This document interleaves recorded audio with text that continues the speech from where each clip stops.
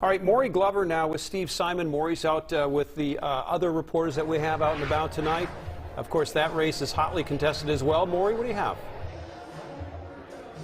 Well, that's right. Secretary of State Steve Simon just arrived here at the hotel where the DFL party headquarters is going on right now. And joining me right now is Secretary of State Simon. First, you wear a couple of different hats today, so I'm going to ask you about your official hat as Secretary of State. First, how did the election go? Were there hiccups or snafus? And kind of what did you see?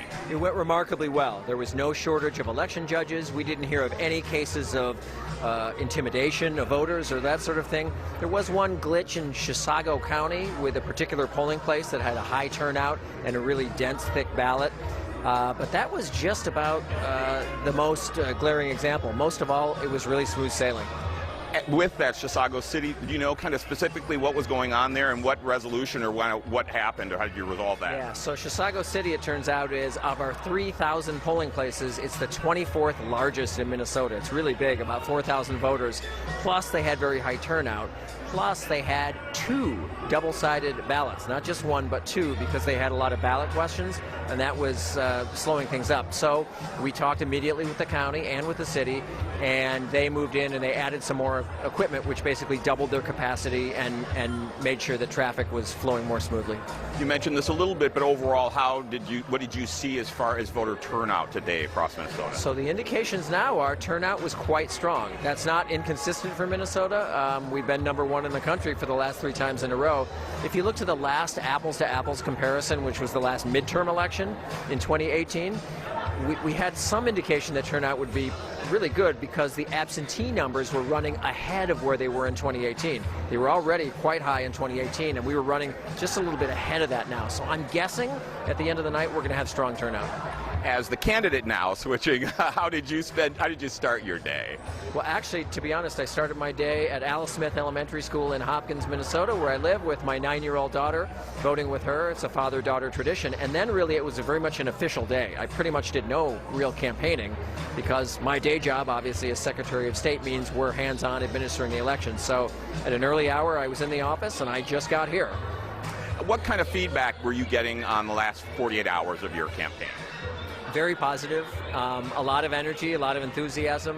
The message that I was pushing is we've got to protect the freedom to vote and build on Minnesota's success story. As I mentioned, we're #1 in the country in voter turnout, have been for the last 3 times in a row, and I think there's a reason for that. It's that voters, by and large, know that the system is fair, it's clean, it's honest, and they have confidence in it. Let's just build on that.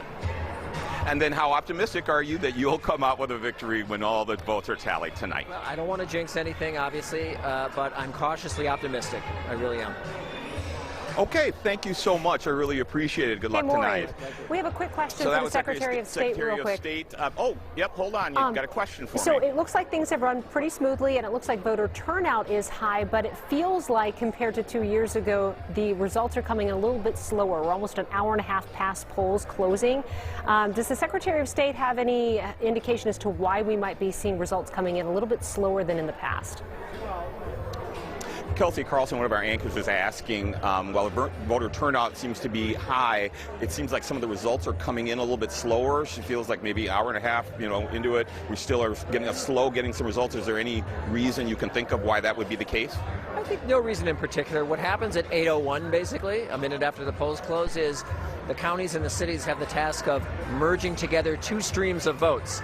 There's the day of votes, and then there's the absentee ballots that have come in before, and sometimes there are absentee ballots that come in at the last minute. I know that's the case with some of the bigger counties, so I'm speculating that might be it, but I think in due course we're going to have substantially all of the results sooner rather than later.